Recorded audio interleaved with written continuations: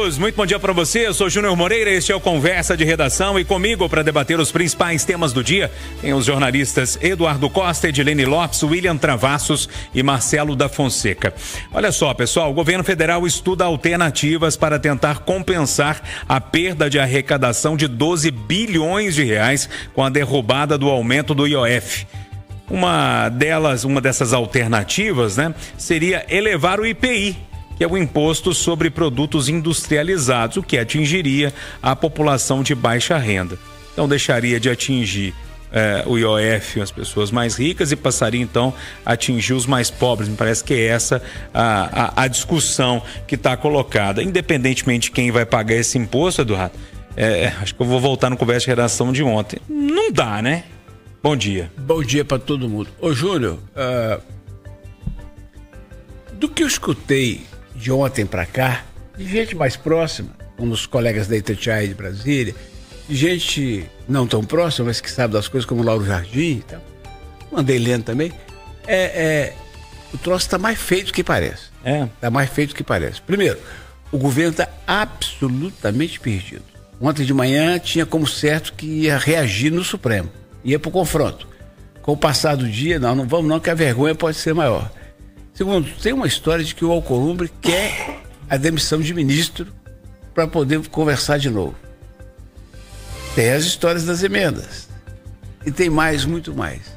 Mas eu acho que o próprio Congresso, que se revela em quase todas as situações fisiológico, acho que até o Congresso, mesmo que as emendas vierem, não vai topar aumento de imposto. Você sabe que o IPI e mais uns 2 ou 3 são os únicos que podem ter uma alteração de alíquota agora e que valer para esse ano ainda. Então salvaria o ano do governo e prepararia para o ano que vem. Porque lá no Planalto dizem que eles não estão apavorados só para fechar as contas em 26, em 25. Tem que guardar algum para 26, que é antes de eleição. Eles estão perdidos, Júnior. E nós aqui torcendo para que quando se acharem, não falem aumento, porque ninguém tolera mais. Ô Travassos, me parece que estão perdidos porque não querem parar de gastar. Se o governo não parar de gastar, vai ter que arrumar algum lugar para tirar dinheiro. E aí vai para um lado não deixa, vai para o outro não tem jeito, vai para aquele outro não tem jeito. Não é mais fácil admitir que tem um problema sério com gastos e diminuir? O Júnior, bom dia. Bom dia, Júnior Moreira, bom dia, bancada, bom dia os ouvintes da Itatiaia. Mas isso é o lógico, né? A primeira coisa, assim, mas aí eu até entendo, sabe, Júnior? Porque assim, o Lula era o pai dos pobres, né? O pai de todos. Depois ele vem, toma uma cadeia e é considerado um corrupto. E ele volta agora com a ideia de que quer reescrever a sua história. Mas ele quer reescrever a sua história com o nosso dinheiro. Será que eles não vão entender? Eu lembro do meu pai dizendo o seguinte: cara, esses filhos de uma capivara torta não entendem que não é assim que se faz, penalizando as pessoas com mais impostos, porque vocês podem ter a melhor ideia do mundo, cara. Mas assim, você não tem dinheiro para comprar, você não tem dinheiro para fazer, para realizar. Então, pelo amor de Deus, se você compra uma empresa e essa empresa está com dificuldades, a primeira coisa que você vai fazer é um raio-x das despesas que você tem.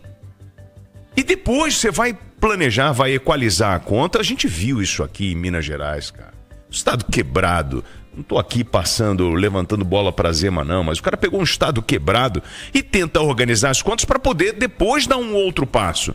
Mas o governo não consegue ceder isso, porque eles, na mentalidade do governo federal, eles entendem que o Estado precisa ser forte. O Estado precisa assumir toda a responsabilidade sobre tudo, mas com o nosso dinheiro. Então, assim, seria tão maduro você olhar para o Congresso, né, e ver uma discussão sobre uma redução, um equilíbrio das contas, né? Gente, nós vamos equilibrar, a gente está gastando muito aqui ou ali, até isso aqui dá para reduzir, não tira penduricalho dali, não cria outras ferramentas para gerar mais custos. É tão simples isso. Aí o cara diz, não, mas o país é complexo. Eu concordo, mas o que eu vejo é de um amadorismo absurdo, é uma incerteza, e isso só gera mais desgastes. Então, turma, quando é que vocês vão entender que não é gastando mais que vocês equalizam a conta?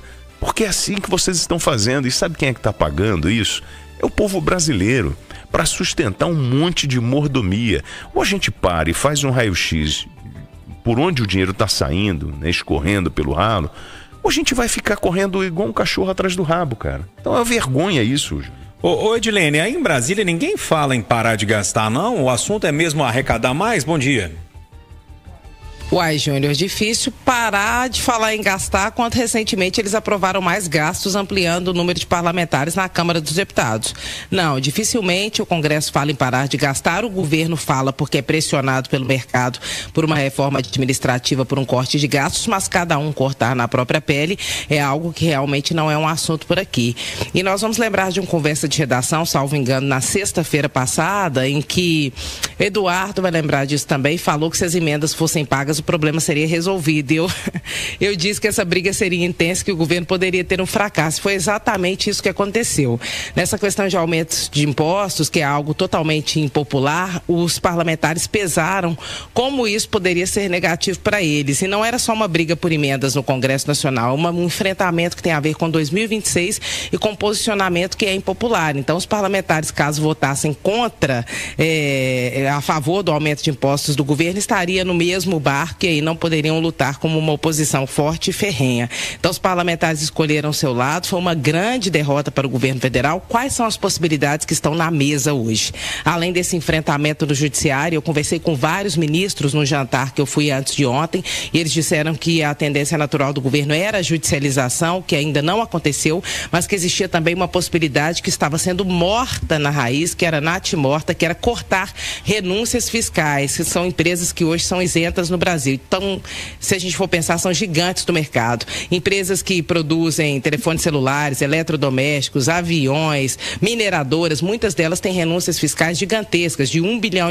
Cada corte desse faria um efeito para o governo se fosse uma arrecadação. Mas ao começarem a falar nisso, também já sofreram uma grande rejeição daqueles que podem perder seus benefícios. Então, o governo está numa encruzilhada entre a cruz e a espada, precisa cortar gastos, não quer cortar e quer aumentar a arrecadação. E aí alguém tem que pagar a conta. Ou nós, os mais pobres, pagamos a conta, classe média, a população inteira, ou os muito mais ricos pagam as contas sozinhos. Só que ninguém quer pagar a conta. Inclusive quem está devendo, que é o governo, o Congresso, o setor público, também não quer pagar. E essa é uma briga que pode levar o governo literalmente para o buraco e fracassar com uma possível candidatura do PT e até do presidente Lula à reeleição em 2026, Júnior. Marcelo da Fonseca, vamos arrematar isso? Será que vem aumento de IPI? Esse governo vai ter peito para isso? Bom dia. Bom dia, Júnior. Bom dia, amigos Conversa. Bom dia a todos os ouvintes. Parece que o ministro Fernando Haddad não aprende, né, Júnior? Parece que o ministro Fernando Haddad está igual aquele menino birrento que tá num cabo de guerra e não larga de jeito nenhum, não desiste, não... Ele quer de todo jeito manter o gasto alto e tá querendo achar um caminho para isso. Só que o Congresso e a sociedade de forma bem Mas você ampla... não tá personalizando na pessoa errada, não? Mas eu acho que quem é o responsável no governo pela política econômica é o ministro Fernando Haddad. E se ele não tem força para conseguir, de alguma forma, convencer os colegas dele, a Gleisi Hoffmann, a ministra Gleisi Hoffmann, o presidente Lula, o ministro Você está citando outros nomes que eu concordo com você. Mas se o ministro que é o responsável pela política econômica não tem a capacidade de fazer esse diálogo internamente no governo, aí realmente tem que mudar, tem que trocar. Eu fico pensando que às vezes o Haddad, desde quando ele apresentou aquele arcabouço fiscal lá no início do governo, já estava muito claro que aquilo não ia dar certo, que aquilo era uma como dizer, era para inglês ver, né? Não era na prática. Então, agora a gente está ficando cada vez mais claro que o Haddad não consegue dar um norte para o governo. E aí o governo fica perdido. Quer dizer, eles apresentam um projeto para aumentar o imposto. No mesmo dia eles voltam atrás. O governo, outros ministros do governo, não, esse não pode. Aí ele apresenta um outro projeto. O Congresso fala que não. Dá 10 dias de prazo para o Haddad elaborar um novo plano. O Haddad não consegue elaborar esse novo plano. E aí o Congresso vai e derruba a proposta dele. E aí depois que tudo isso acontece, agora eles começam a falar em aumentar outro imposto. Aí se o Congresso não deixar aumentar o IPI, ele vai achar outro imposto? Vão tentar a CPMF? Ele vai ficar tentando até quando? E pensando, lembrando que falta um ano para o governo acabar, né?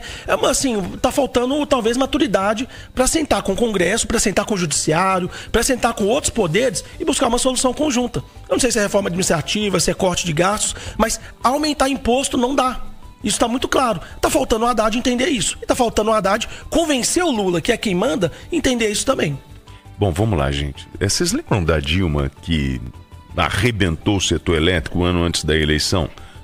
Vocês lembram isso para gerar aí uma queda artificial da conta? Lembra disso, desse mecanismo? Você lembra do Bolsonaro? Dobrou o Bolsa Família antes da eleição? Então é assim, gente. Essa turma só pensa em voto. Se o Marcelo fala assim, vai, troca agora o ministro, você acha que vai resolver alguma coisa? Eles não pensam assim, Marcelo. Eles querem uma solução mágica para um problema complicado e não tem isso.